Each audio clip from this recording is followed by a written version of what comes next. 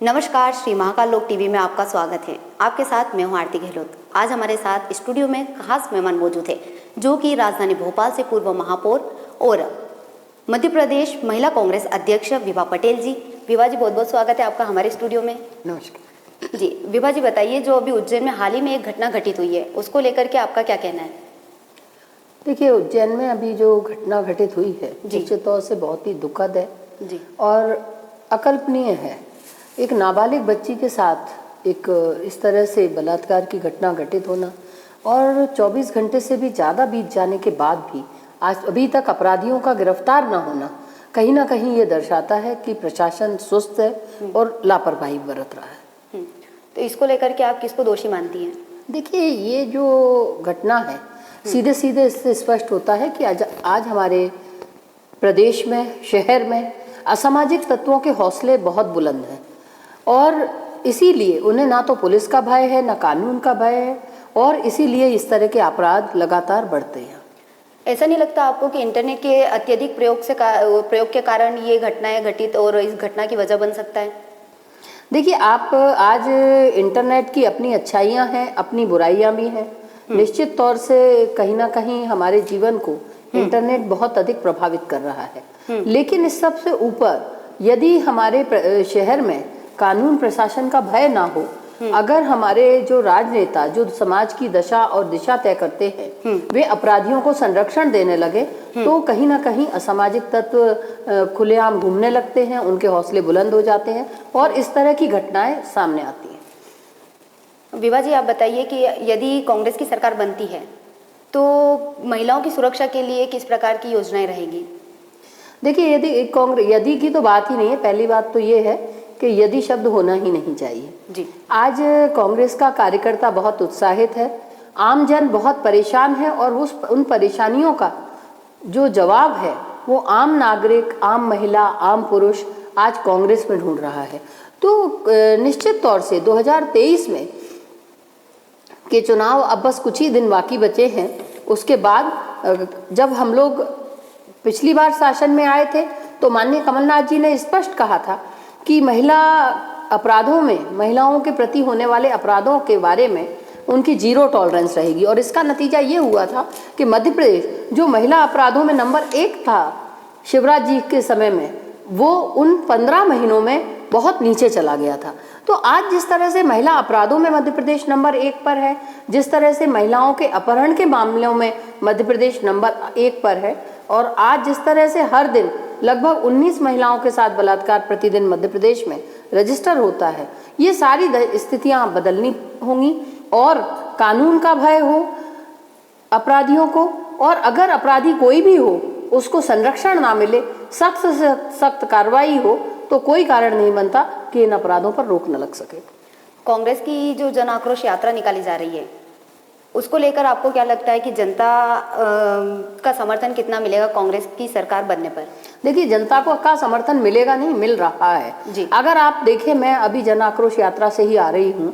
हमारी यात्रा प्रारंभ हुई थी खरगोन से, बुरहानपुर, खंडवा होती हुई झाबुआ, अलीराजपुर, धार, इन सभी जिलों से हम लोग होते हुए जब निकले हैं तो जनता का अपार समर्थन जन आक्रोश यात्रा को मिल रहा है, क्योंकि ये जन आक्रोश यात्रा कांग्रेस की नहीं है। ये जन आक्रोश यात्रा आवाज है बेरोजगार युवाओं की, ये आवाज है महिलाओं के प्रति जो अत्याचार बढ़ रहे हैं उन महिलाओं की और आम नागरिक जिन परेशानियों से, चाहे हम महंगाई की बात करें तो इन सब परेशानियों से जब आम व्यक्ति परेशान होता है उसकी आवाज आज जन आक्रोश यात्रा है और हर आम नागरिक का हमें समर्थन मिल रहा है। अभी पटवारी घोटाला जो हुआ था उसको लेकर के आपका क्या कहना है? देखिए, पटवारी भर्ती घोटाला तो एक उदाहरण है।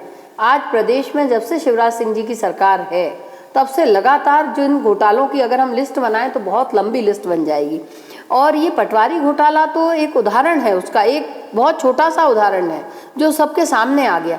देखिए, बेरोजगार नवयुवकों के साथ किस तरह से खिलवाड़ हो रहा है, किस तरह से उनके भविष्य को दांव पे लगाया जा रहा है, ये एक उसकी दिशा में एक उदाहरण है। क्योंकि जहां आप देखिए पिछले पूरे 1 साल से अतिथि शिक्षक धरने पर बैठे हैं और कोई उनका हाल पूछने वाला नहीं है। बिल्कुल। आंगनवाड़ी आशा कार्यकर्ता अपने अधिकारों के लिए बार बार धरना प्रदर्शन करती हैं और शासन प्रशासन का कोई नुमाइंदा उनसे मिलने नहीं जाता। तो ये जो लापरवाही है, जो शिवराज सिंह जी और भारतीय जनता पार्टी के नेता ये मान चुके हैं कि चाहे हम कुछ भी क्यों ना करें, जनता तो हमें वोट देने ही वाली है, तो इसका जवाब 2023 के चुनाव में जनता देगी और इनको सबक सिखाएगी। युवाओं के लिए कांग्रेस सरकार की क्या योजना रहेगी, किस प्रकार से युवाओं को रोजगार दिया जाएगा? देखिए, माननीय कमलनाथ जी जब पहले मुख्यमंत्री बने थे तो उन्होंने स्पष्ट प्रावधान किया था उनकी योजनाओं में कि जब कोई इंडस्ट्री मध्य प्रदेश में लगेगी तो सबसे अधिक प्राथमिकता रोजगार में हमारे यहाँ के युवकों को मिलेगी। तो इस बार भी जब हमारी सरकार आएगी तो हम लोग ये प्रावधान करेंगे और इसी तरह जो पीएससी है या हमारे और कॉम्पिटिटिव एग्जाम्स हैं उनमें भी हमारा ये प्रयास होगा कि हमारे बच्चों को न केवल ट्रेनिंग प्रोग्राम्स दिलवाए जाएं, बल्कि उन्हें इन एग्ज़ाम्स में कैसे सफल होना है इसके लिए भी उन्हें प्रेरित किया जाए।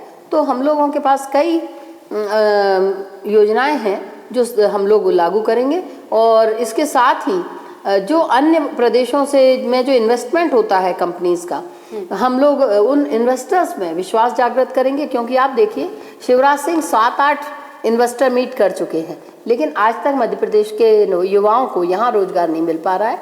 तो जो इन इन्वेस्टर मीट में खामियां हैं उनको दूर किया जाएगा और युवाओं को रोजगार दिलवाए जाएंगे।